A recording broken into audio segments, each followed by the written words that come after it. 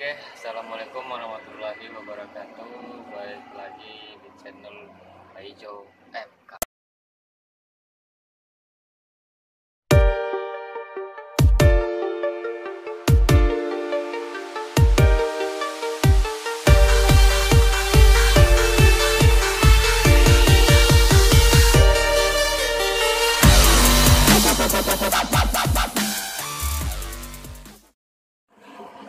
Oke, di video kali ini saya akan memberitahu kepada driver-driver mobil, khususnya untuk truk,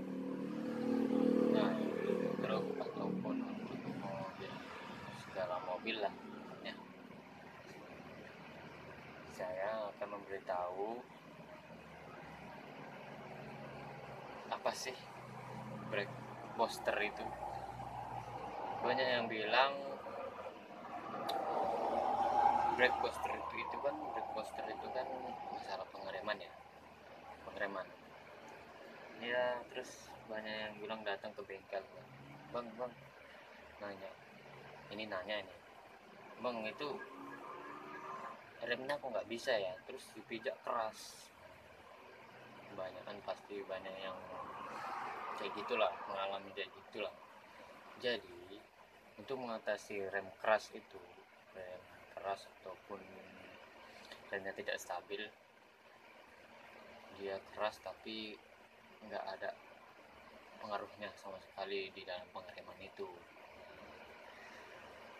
Jadi saya ngasih tahu apa sih gejalanya, kenapa kok bisa keras gitu remnya ataupun tidak stabil ya. Jadi saya kasih tahu ya. Jadi gejalanya cuma dua lah, antara ini booster. Nah, brake booster ini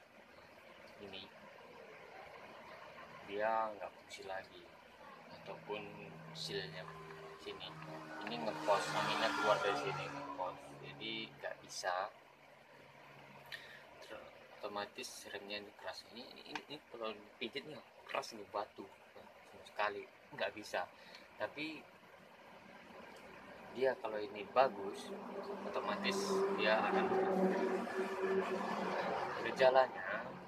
Kalau dia rem batu, pertama itu yang dicek harusnya dinamo cas itu kan, kalau mobil-mobil Agasa itu kan dia model dari dinamo cas anginnya itu. Jadi dites dulu dia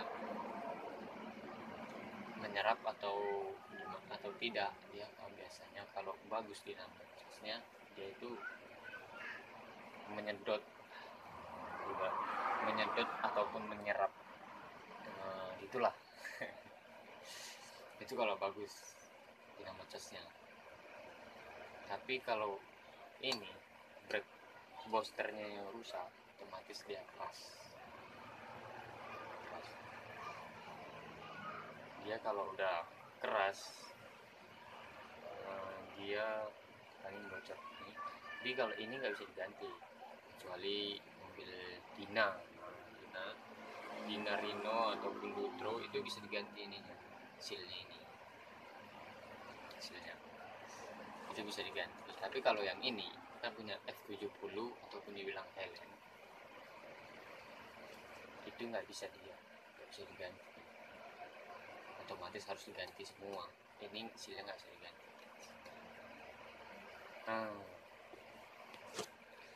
Jadi kalau mau mengganti ini,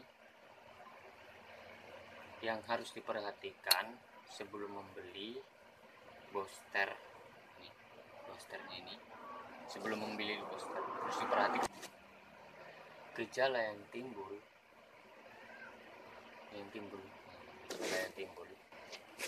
apabila booster rusak. Nih gejala yang timbul ataupun apabila booster ini rusak ataupun tidak bekerja dengan sempurna adalah apabila di dalam pengereman dan posisi menginjak rem terasa keras. Nah, itu gejala pertama di dalam Boxster. Nah, dia itu kalau dipijak remnya itu keras pun pegal ataupun dibilang kondisinya tidak sempurna. Itu kerusakan pertama pada Boxster. Untuk yang kedua, apabila dalam pengereman atau menginjak rem terlalu ringan, ini kan ini pedal dia ringan masuk dalam lunak ataupun terlalu keras. Hal ini terjadi dikarenakan brake booster yang Anda gunakan tidak standar tekanannya, tidak standar tekanan anginnya, ini tidak standar. Contohnya, apabila rem disentuh, ini pedal rem itu disentuh sedikit, tetapi terjadi pengereman yang berlebihan. Ya sedikit tapi pengereman yang berlebihan. Atau sebaliknya, direm atau diinjak, itu dibutuhkan tenaga yang berlebih atau tidak standar. Itu untuk yang harus diperhatikan. Dan gejala kedua, ya, gejala yang saya beritahu tadi adalah gejala yang timbul apabila brake booster dalam keadaan tidak normal dan wajib diganti. Sorry teman-teman, ini lagi di pinggir jalan, jadi ramai sedikit, nggak apa-apa lah ya. Itu wajib diganti karena tidak normal seperti ini. Ini baru diganti tadi nih, soalnya ganti yang baru. Ini punya F70 ataupun dibilang Helen. Ini sebagai contoh aja.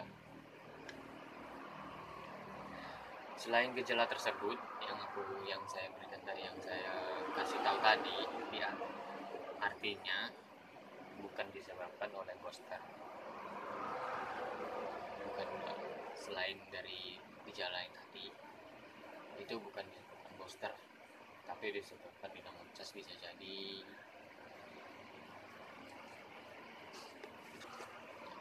Oke, yang kedua teman-teman, teknik pengecekan brake booster bekerja atau tidak. Ini sebelum dipasang ke unitnya, ini harus dicek dulu. Kalau yang baru ya harus dicek dulu bekerja atau tidaknya. Brake booster bisa dites bekerja atau tidak sebelum dipasang di unit, yaitu dengan cara yang sangat sederhana teman-teman. Sederhana sekali. Yang pertama-tama perhatikan jenis brake booster yang Anda beli. Brake booster ini perhatikan jenisnya, punya jenis mobil apa, itu harus diperhatikan betul-betul. Jangan asal ini brake booster ini gini, nanti bisa jadi salah barangnya. Banyak yang terjadi di sini, soalnya pembelinya kurang tahu. Untuk brake booster itu ada dua tipe. Yang untuk F70 ya, F70 itu ada dua tipe. Tipe pertama itu dia menggunakan seal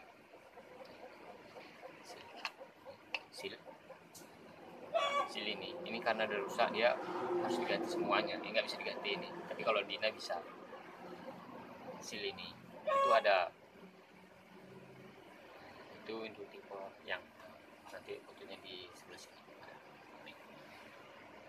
Seperti itu fotonya. Untuk yang brake booster yang tipe B itu dia tidak menggunakan seal ini, tapi plong.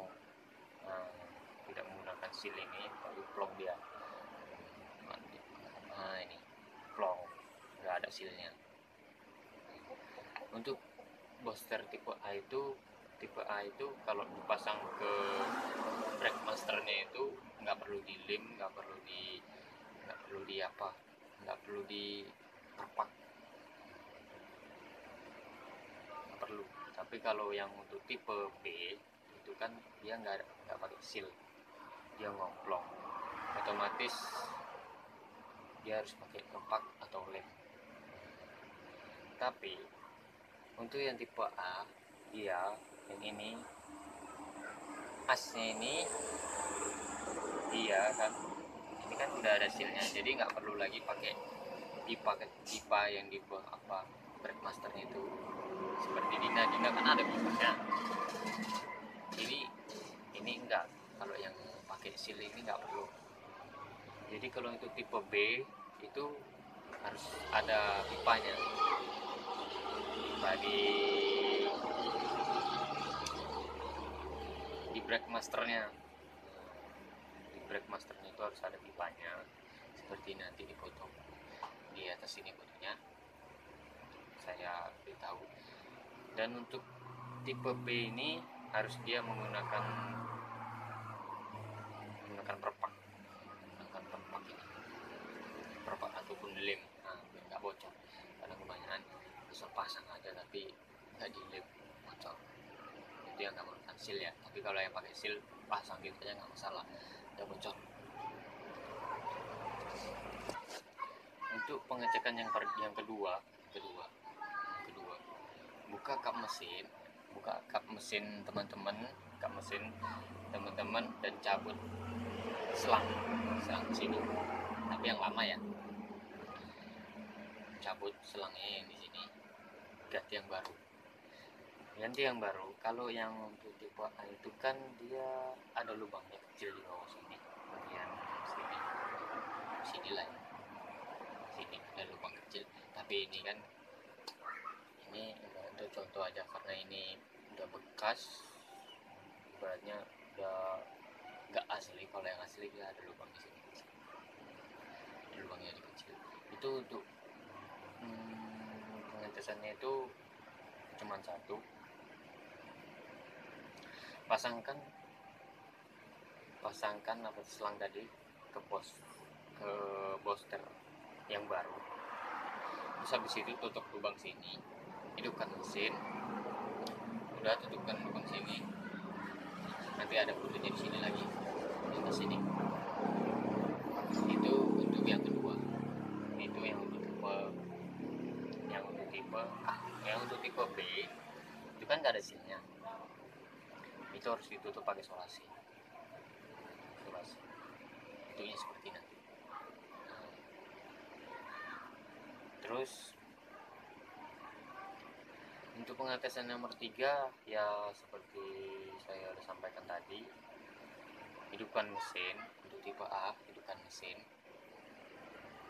tutup lubang tadi yang di sini tadi yang kecil, sinilah. Terus habis itu tekan asnya. Nah, kalau dia as ini, kalau dia lunak, apabila tekanan pada as menjadi ringan, artinya brake booster dapat bekerja dengan baik. Kalau ringan. Tapi yang untuk yang booster yang biasanya kalau udah rusak ya otomatis keras, dia nggak ada masalah ringannya, pokoknya nggak ada fungsinya lah. Dan yang terakhir, apa saja yang harus diperhatikan pada saat memasang brake booster pada kendaraan teman-teman? Harus diperhatikan itu, harus diperhatikan cara memasangnya. Nggak asal pasang aja kalau pasang booster ini. Yang pertama, pastikan setelan as, karena ini ada setelannya. Itu nggak usah pakai setelan lagi, langsung aja. Dia soalnya udah di preset standarnya, jadi nggak perlu di setel lagi. Kalau yang menggunakan setelan itu harus tepat dan presisi. presisi, itu harus pas ya. Oke, brake booster yang bergensi telah disetel sesuai standar. Setelah disetel seperti inilah tadi, sesuai standar. Standarnya. Tetapi sebaiknya sebelum, tapi kalau yang bergensi itu yang model setelan ya, yang model setelan ya, pakai setelan, maaf, yang pakai setelan itu sebaiknya diperiksa kembali sebelum dipasang.